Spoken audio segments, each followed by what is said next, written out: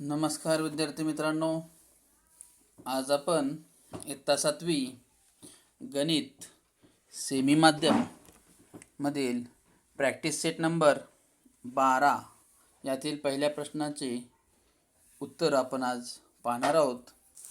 तर पहा, practice set 12 हा याचा जो प्रश्न आहे तो आहे फाइंड द HCF. HCF म्हणजे हायर कॉमन फॅक्टर. ओके, त्यालाच आपण दुसरा नाव आहे GCD, ग्रेटेस्ट कॉमन डिवायझर. तर यातील आपण पहिला प्रश्न पाहणार आहोत. पाहूया. पहिला प्रश्न आहे 25 आणि 40. आता 25 आणि 40चे पहिल्यांदा आपण अवयव पाडायचे असतात. तर प्रथम आपण 25चे अवयव पाडूया. 25 म्हणले की 5च्या पाड्यात आहे. 5 5 25 आणि 5 1 5.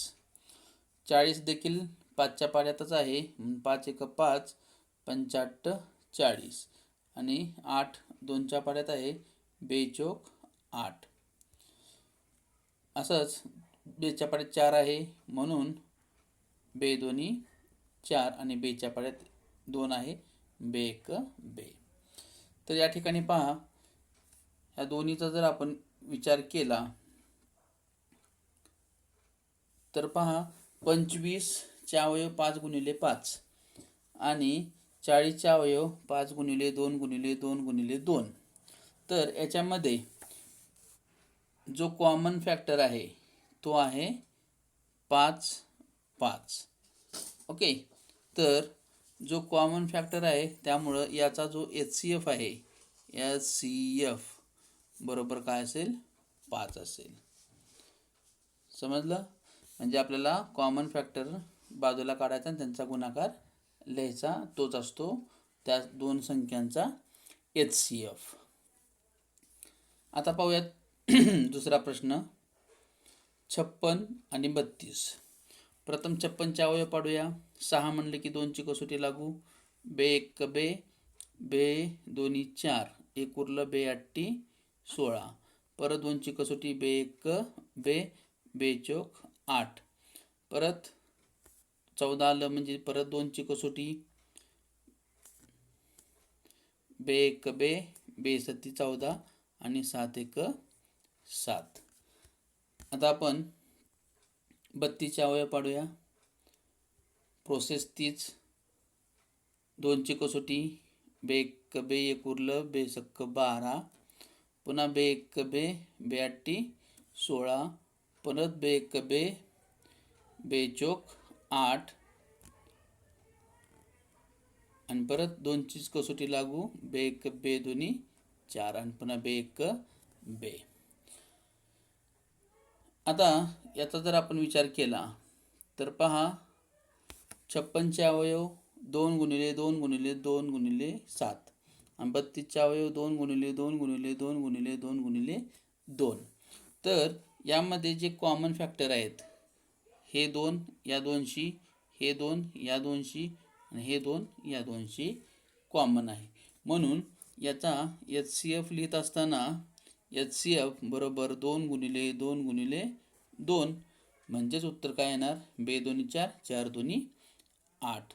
म्हणजे पहा, 8च्या पाड्यात 56 आहे, 8च्या पाड्यात 32 आहे. म्हणून या संख्येचा HCF आहे 8. पाहूया लगेच तिसरा प्रश्न 40 60 75. आता 40 60 75चे अवयव पाडूया. प्रथम 40चे अवयव 2 1 2, 2 दोन्ही 4, 0 0, 2 20. पुन्हा 2 पंचे 10. त्यानंतर परत 5 1 5. आता 60चे अवयव पाडूया. 60चे अवयव 2 1 2, 2 3 6, 0 0. पुन्हा 2ची कसोटी 2 1 2, परत 1 राहिलं, 1 0 10, 2 पंचे 10. त्यानंतर 15चे अवयव पाडूया. 15 म्हणले की 3ची कसोटी लागू. 3 1 3, 3 5 15 आणि 5 1 5. आता आपण 75चे अवयव पाडणार आहोत. 75च्या अवयव पाडत असताना 5 आहे म्हणले की 5ची कसोटी लागू. 5 1 5, 2 उरलं, 2 5 25, 5 5 25. परत 5ची कसोटी लागू पडते या ठिकाणी. 5 3 15 आणि परत 3 1 3. तर अशा पद्धतीनं 40, 60 आणि 75चे जर आपण अवयव पाडले तर आपल्याला जे सामायिक अवयव आहेत ते कोणकोणते दिसतात बघा. पहिल्यांदा 2 2 तर या ठिकाणी नाहीच आहे. 5 5 आणि 5 म्हणजे या 3 संख्येचे सामायिक अवयव हे 5, हे 5 आणि हे 5 आहे सपोज. तर या 3 संख्यांचा जो HCF असेल तो HCF आहे, HCF is equal to 5. Okay, समजला तिसरा प्रश्न. लगेच पाहूया चौथा प्रश्न. 16 आणि 27. आता 16 आणि 27 हा प्रश्न अशा पद्धतीने सोडूया. बे 1 बे, बे 8 16, बे 1 बे, बे 4 8, पुन्हा बे 1 बे, बे 2 4 आणि बे 1 बे. लगेच 27चे अवयव पाडूया. 7 आणि 2 9 म्हणजे 3ची कसोटी लागू, कारण की 3च्या पाड्या 27 आहे. 3 9 27 आणि 3 1 3, 3 त्रिक 9 आणि 3 1 3. तर अशा पद्धतीनं हे 27चे अवयव आहे. 3 गुणिले 3 गुणिले 3. आता या ठिकाणी कोणताही कॉमन अवयव आपल्याला या ठिकाणी दिसत नाही. ह्याचे 3 3 आहेत, ह्याचे 2 2 2 आहेत. ज्यावेळेस अशी संख्यामध्ये कॉमन डिवायझर आपल्याला भेटत नाही त्यावेळेस हा एक आणि हा एक असं समजून या दोन्ही संख्येचा जो HCF असेल तो HCF आपण 1 समजायचा. म्हणजे 27ला आणि 16ला 1ने डिव्हिजिबल होत असतं, म्हणून या दोघांचा जो HCF आहे तो HCF 1 आहे. पाहूया लगेच पाचवा प्रश्न. 18 32 आणि 48. पहिल्यांदा 18चे अवयव पाडूया आपण. बे 1 बे, 92 18, 3 1 3, 3 त्रिक 9 आणि 3 1 3. आता आपण पाडूया 32चे अवयव.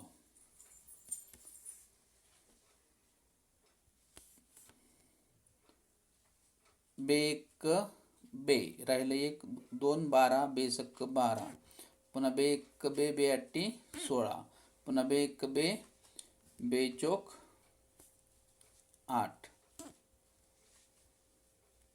आणि परत 2 आणि बे 2 4 आणि पुन्हा बे 1 बे. तर अशा पद्धतीनं हे झाले 32चे अवयव. परत राहिलेली संख्या आहे 48. या 48चे अवयव पाडूया. 4 आणि 8 आहे म्हणजे 2ची कसोटी लागू, बे 2 4, बे 4 8, पुन्हा 2ची कसोटी लागू, बे 1 बे, बे 2 4, 12 राहिलं, परत 2ची कसोटी लागू, बे 1 बे, बे 1 12, पुन्हा 2ची कसोटी, बे 3 6 आणि 3 मूळ संख्या 3 1 3. तर या ठिकाणी जर आपण विचार केला तर 18 मध्ये 2, 32 मध्ये 2 आणि 48 मध्ये 2 हे काय झाले कॉमन डिवायझर झाले.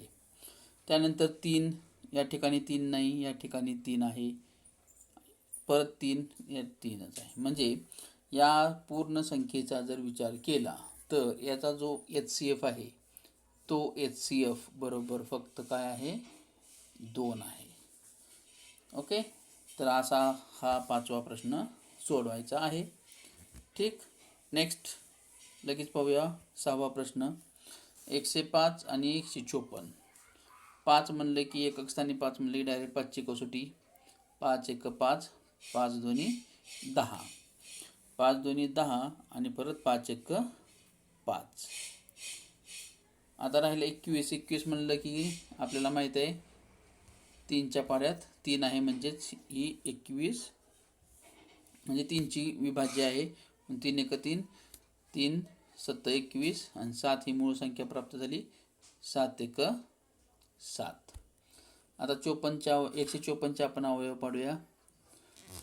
4 आहे म्हणजे 2ची कसोटी लागू. बे 1 बे बे 7 14. 15तून 14 गेले 1 एकावर 4 14 बे 7 14. आता 7 7 आलं म्हणले की 7ची कसोटी लागू. 7 1 7 आणि 7 1 7. 11 मूळ संख्या प्राप्त झाली. 11 म्हणजेच काय झालं, मूळ संख्या, म्हणून 11 1 11. आता या पूर्ण संख्येचे जर या पूर्ण संख्येचा जर आपण विचार केला तर या ठिकाणी आपल्याला 7 ही एक संख्या आपल्याला काय दिसते, डिव्हिजिबल दिसते. म्हणून या 105 आणि 154 या संख्येचा जो HCF असेल तो HCF म्हणजे 7 होय. म्हणून HCF इज इक्वल टू 7. पाहूया लगेच 7वा प्रश्न. पहा 42 45 आणि 48. आता 42चे प्रथम अवयव पाडूया. बे 1 बे बे 2 4 बे 1 बे. 21 म्हणले की 3ची कसोटी लागू. 3 1 3 3 7 21. 7 आलं म्हणजे 7 1 7, कारण 7 ही मूळ संख्या आहे. पुढं 45 अवयव पाडूया. 5 म्हणले की 5ची कसोटी लागू. 5 1 5 5 9 45. 9 म्हणले की 3ची कसोटी लागू. 3 3 9 आणि 3 1 3. आता 48चे अवयव पाडायचे आहेत. 48 म्हणले की 2ची कसोटी लागू म्हणून 2 बे 2 4 बे 4 8. लगेच 24चे अवयव पाडायचे म्हणले की 4 आहे म्हणले 2ची कसोटी लागू. बे 1 बे बे 2 4. परत 2ची कसोटी लागू. बे 1 12. त्यानंतर 6 आलं. 6 म्हणलं की 2चीच कसोटी. बे 3 6 आणि 1 3 शिल्लक राहिलं. 3 1 3. मग या तिन्ही संख्येचा जर आपण विचार केला तर यामध्ये जे कॉमन आहे ते काय आहे पहा. 3 3 आणि 3. म्हणजे ह्या तिन्ही संख्येचा जो HCF आहे बरोबर काय असेल, 3 असेल. Okay. Now let's learn 8 question. आता 8वा जो प्रश्न आहे तो आहे 57 75 आणि 102. आता 57चे प्रथम आपण काय करूया, अवयव पाडूया.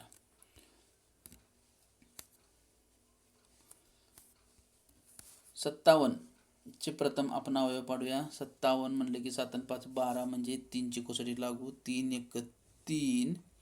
5 मधून 3 गेले, 2 राहिले, 2 और 7 27. पुन्हा 3 9 27. मग राहिले 19. 19 आपल्याला माहिती आहे मूळ संख्या पाठ असतील तर 19 1 19. आता 75चे अवयव पाडूया. 5 म्हणले की 5ची कसोटी लागू, किंवा 7 आणि 5 12 म्हणले की प्रथम आपण 3 ने सुद्धा भागलं तरी, 3 ने सुद्धा डिव्हिजिबल केलं तरी आपण चालतं. पण प्रथम 5 न बघूया. 5 1 5. 7तून 5 गेले, 2 राहिले, 2 और 5 25. 5 5 25. परत 5ची कसोटी लागू पडते. 5 3 15 आणि 3 मूळ संख्या 3 1 3. आता पाहूया 102चे अवयव. 2 म्हणले 2ची कसोटी लागू. बे 1 बे बे 5 10 आणि बे 1 बे. आता 51. 5 आणि 1 6 म्हणजे 51 म्हणजे हे 3 न विभाज्य आहे. म्हणून 3 1 3. 5तून 3 गेले, 2 राहिले, 2 और 1 21. 3 3 7 21 आणि 17. 17 मूळ संख्या आहे. 17 1 17. मग या तिन्ही संख्येचा जर आपण विचार केला तर आपल्याला कॉमन काय सापडते ते पण शोधूया. तर हे पहा, हे त्यात 3 आहे, हे 3 आहे आणि इथं 3 आहे. परत काय कॉमन आपल्याला सापडत किंवा आपल्याला दिसत नाही आहे. तर याचा जो HCF आहे तो HCF किती निघाला, 3 निघाला आहे. समजलं. तर अशा पद्धतीने तुम्ही या उदाहरणाचा तुम्ही वारंवार सराव करा, म्हणजे तुम्हाला HCF काढणे हा घटक तुम्हाला सोपा जाईल. Okay, now let's learn 9th question 56 and 57. आता 56 आणि 57चा जर विचार केला तर ह्या क्रमागत येणाऱ्या संख्या आहेत. 56 झाले की 57 येतं. मग आपण को प्राईम नंबर आपण पाहिलेला आहे. तर को प्राईम नंबरची व्याख्या शिकत असताना आपण पाहिलेलं आहे की सलग येणाऱ्या संख्या, एका पाठोपाठ येणाऱ्या संख्या ह्या कशा असतात, को प्राईम असतात.